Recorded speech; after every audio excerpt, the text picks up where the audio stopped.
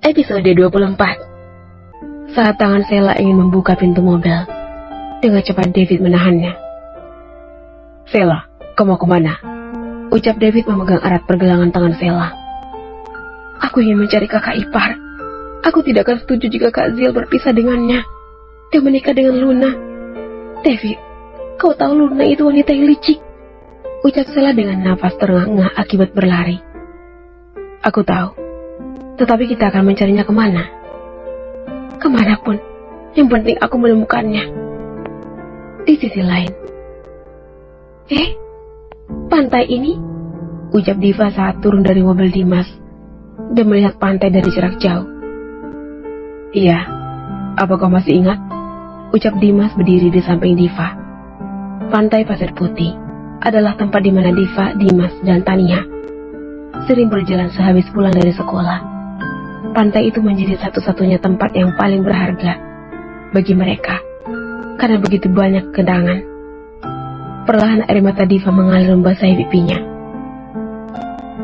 "Jangan menangis," ucap Dimas, menghapus pelan air mata Diva dengan jarinya. "Aku sangat mengingatnya. Saat itu kau terjatuh karena Tania mengerjaimu dengan seekor belut," ucap Tania tertawa sambil menyeka air matanya. "Ish, jangan katakan itu lagi. Rasanya aku trauma sekali," ucap Dimas bergidik ngeri. Dimas sangat fobia terhadap belut, karena teksturnya yang licin membuat Dimas begitu tidak geli. "Aku ingin turun.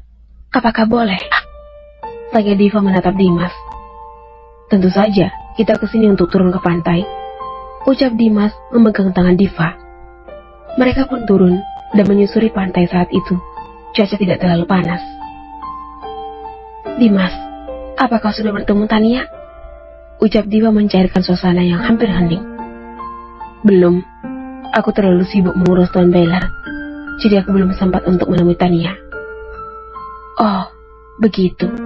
Lain kali, bisakah kita pergi ke sini bersama dengannya?" ucap Diva menatap Dimas yang berjalan di sampingnya. Dimas memberhentikan langkahnya. Ia tahu jika Diva sejak dulu berusaha mendekatkan dirinya dengan Tania. Tetapi Dimas sama sekali tidak menanggapi hal itu, karena ia mencintai Diva, bukan Tania. "Kenapa kau diam?" tanya Diva bingung. "Boleh, tentu saja boleh," jawab Dimas kembali melanjutkan langkahnya. "Dimas," panggil Diva yang berhenti lalu menatap laut lepas. Katakan apa yang ingin kau katakan," ucap Dimas berdiri di samping Diva. "Kau ingin tahu soal tadi?" tanya Diva menoleh ke arah Dimas. "Aku tidak memaksamu untuk menceritakannya kepadaku." "Apa kau ingat saat aku bilang bahwa aku sudah menikah?" "Iya, lalu?" "Lelaki itu adalah Azil," ucap Diva menundukkan kepalanya. "Azil? Apa kau tidak bercanda?" ucap Dimas memegang bahu Diva. "Apa aku kelihatan seperti bercanda?" ucap Diva menatap Dimas nanar. Maafkan aku hanya kaget. Dan jangan bilang jika wanita yang bersamanya itu adalah selingkuhannya." "Iya, namanya Luna." "Dimas, jika aku menceritakan sesuatu, apa kau akan sama dengan Azil yang tidak mempercayai aku?" tanya Diva menatap Dimas dengan tatapan yang tidak bisa diartikan. "Jangan samakan aku dengan lelaki bajingan seperti Azil." "Maafkan aku," ucap Diva. "Katakan apa yang ingin kau katakan. Ceritakan semuanya kepadaku," ucap Dimas menatap Diva penuh harapan. "Ya, tadi aku mengikuti Luna masuk ke dalam toilet rumah sakit, dan aku mendengar semua percakapannya tentang rencananya untuk menghancurkan keluarga Buana. Dan yang lebih mengejutkan, sosok orang yang ingin membunuh papa itu adalah orang suruhan Luna," ucap Diva panjang lebar. "Lalu kenapa kau tidak merekamnya sebagai bukti?" "Dimas, aku merekam semuanya. Tapi aku tidak tahu jika saat aku keluar dari toilet, Luna melihatku. Dia mengikutiku dari belakang dan mendorongku hingga aku jatuh dan kakiku terkilir. Dia mengambil ponselku dan menghancurkannya," ucap Diva dengan air mata yang tidak bisa dibendung lagi. "Lalu kenapa kau tidak mencoba mengatakannya dengan Azil meskipun tanpa bukti?" "Saat aku terjatuh, Azil datang dan aku mengatakan semuanya. Tetapi Luna lebih pintar berakting, dan Azul sama sekali tidak mempercayaiku, dan dia meminta bercerai.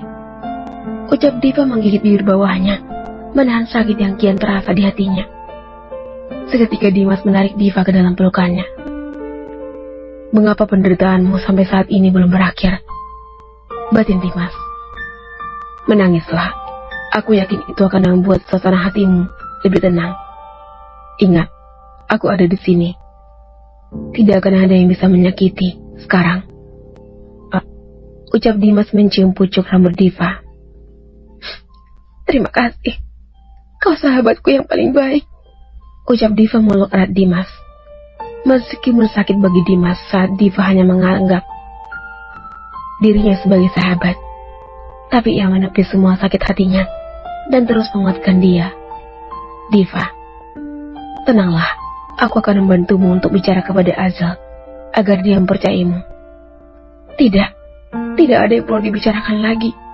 Aku menikah dengannya untuk saling menguntungkan.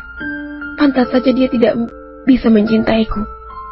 Papa Baylor mendesaknya menikah, dan aku juga dijebak oleh ibu tiriku, sehingga aku tidur dengan Azal. Lalu kami membuat sebuah kesepakatan dengan selembar surat kontrak, dan isi kontrak itu adalah jika aku sudah mendapatkan 80% saham almarhum ibuku, dan jika Azal sudah menemukan cintanya, maka kami akan berpisah. Sekarang semuanya sudah lengkap. Seharusnya memang sudah saatnya untuk berpisah. Ucap Diva panjang lebar, sambil beberapa kali menghapus air matanya yang kian meluncur deras seperti air hujan. Dimas terdiam mendengar semua yang diceritakan Diva. Sungguh Dimas tidak menyangka jika hidup Diva akan serumit ini. Sahabatnya yang cantik dan terlihat ceria itu ternyata mempunyai kisah hidup yang begitu kelam. Sekarang aku mengerti. Kau menikah dengannya hanya karena sebuah perjanjian yang saling menguntungkan. Tetapi aku melihat kau benar-benar mencintainya. Ucap Dimas memegang kedua pipi Diva dan menatap mata Diva yang sembab. Tidak, aku tidak mencintainya. Jelas Diva memejamkan matanya. Sudahlah, kau tidak bisa membohongiku. Ucap Dimas merasa iba melihat Diva. Tetapi percuma jika aku mencintainya, karena dia sama sekali tidak mencintaiku. Dan keputusanku sudah bulat. Aku lebih baik menjauh dari hidupnya. Setelah Papa dipindahkan untuk dirawat di rumah, aku akan mengurus perceraian dan akan keluar dari mansion Buana. Untuk itu aku mohon agar kau bisa membantuku. Ucap Diva memegang kedua tangan Dimas. Dimas terdiam. Ia bingung harus berkata apa. Di sisi lain, Sela dan David berkeliling ke seluruh sudut kota untuk mencari keberadaan Diva, sehingga Sela melupakan makan siangnya.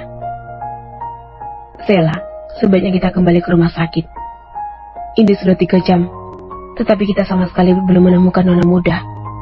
Ucap David merasa kasihan kepada Sela. Tidak, David. Aku harus menemukan keberadaan Kak Ipar. Tapi kau sama sekali belum makan. Tegas David, memberhentikan mobilnya di pinggir jalan. Aku tidak peduli. Sebelum kita menemukan kakak Ipar, aku tidak akan makan apapun. Ucap Sela membantah perkataan David.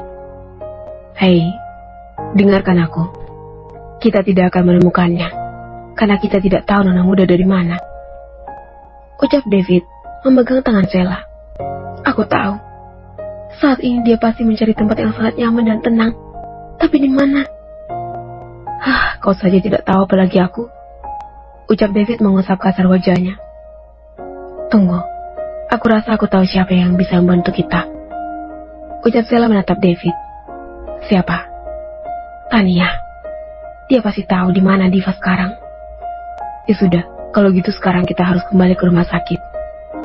Ucap David kembali menyalakan mesin mobilnya. Tunggu, kenapa ke rumah sakit?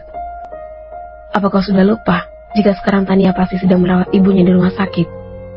Ucap David yang hampir dibuat gila oleh tingkah Sela. Benar sekali. Ayo, sekarang cepat putar balik. Ucap Sela tidak sabar. Menyebalkan sekali, gerutu David. Apa katamu? Ucap Sela memasang wajah galaknya. Tidak, sekarang kita ke rumah sakit, ya. Kita ke rumah sakit. Ucap David serba salah dan sedikit takut. Sheila mengalihkan pandangannya keluar jendela mobil. Tidak butuh waktu lama, Sheila dan David pun tiba di rumah sakit. Sheila pun masuk ke rumah sakit dan menuju balkon cepat menuju ruang rawat ibunya Tania. Anak itu, segala hal selalu dilakukan dengan tergesa-gesa. Ucap David mengikuti Sheila dari belakang. Tak lama kemudian, Sheila pun tiba di depan pintu ruangan tempat ibu Sheila dirawat. "Suster, apakah Tania ada di dalam?" tanya Sheila kepada suster yang baru saja keluar dari ruangan tersebut. "Ada, Nona," ucap suster itu sambil berlalu. Tanpa berkata apapun lagi, Sheila langsung masuk ke dalam ruang rawat tersebut dan melihat Tania yang sedang menyuapi ibunya. "Sheila?" ucap Tania kaget. "Tania, kau harus membantuku," ucap Sheila seperti orang kesurupan. "Sheila, tenangkan dirimu dan katakan apa yang terjadi," ucap Tania menghampiri Sheila. "Apa yang kau lakukan? Lihat ibunya sedang sakit. Sayang, aku harap kau jangan seperti ini. Kau harus bersikap tenang," ucap David yang baru saja tiba. "Bibi, aku minta maaf," ucap Sheila melihat ke arah ibunya Tania yang berbaring kebingungan. "Tidak apa-apa, Nak." "David, sudah tidak apa-apa. Aku tahu Sheila sedang panik. Sekarang ayo kita bicarakan di luar," ucap Tania memegang tangan Sheila dan mengajaknya keluar dari dalam ruang rawat tersebut. "Tania, aku minta maaf jika aku mengganggu waktu makan ibumu. Tetapi ini tentang kakak ipar."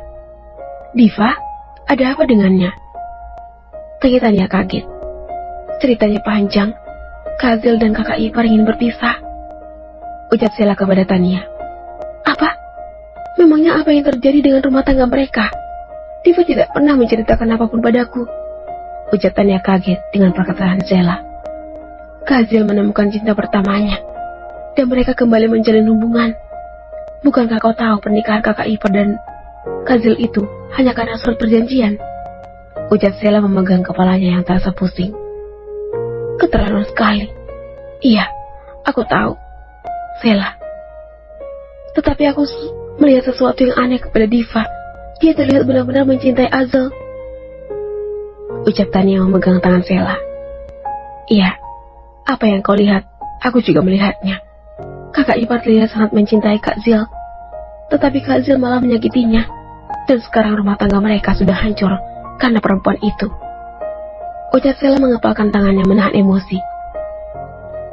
"Lalu di mana Diva sekarang?" "Kakak ipar pergi setelah bertengkar dengan Kak Zil. Kakak ipar bilang jika Luna bukan wanita baik dan Luna ingin menghancurkan keluarga Buana. Tetapi Kak Zil malah tidak percaya dan meminta mengakhiri hubungan mereka," ucap Sheila panjang lebar. Sheila menjelaskan semuanya kepada Tania, sementara David hanya diam tanpa sepatah kata pun. "Apa kau sudah mencoba mencarinya?" "Sudah, tetapi aku tidak menemukannya terakhir. David melihatnya pergi bersama Dr. Dimas," ucap Sheila melirik David, sementara David hanya mengangguk pelan. "Dimas?" ucap Tania kaget. "Iya, Dr. Dimas. Mereka sangat terlihat akrab," jawab David. "Jika Dimas yang kau maksud itu adalah Dimas Anggara, mungkin sekarang mereka berada di pantai Pasir Putih," ucap Tania dengan tepat menebak. "Dimas Anggara?" "Iya, setauku, dokter yang merawat Tuan Blair memang bernama Dimas Anggara. Dia adalah anak dari pemilik rumah sakit itu," jelas David kepada Tania. "Nah, tepat sekali. Dimas adalah teman SMA-ku dan juga Diva. Kami berteman sejak kelas 2 SMA. Tetapi sejak lulus, Dimas pergi meneruskan pendidikannya untuk menjadi seorang dokter. Dan sekarang dia telah kembali. Sekarang aku sarankan kalian pergi ke pantai Pasir Putih, karena itu tempat favorit Diva.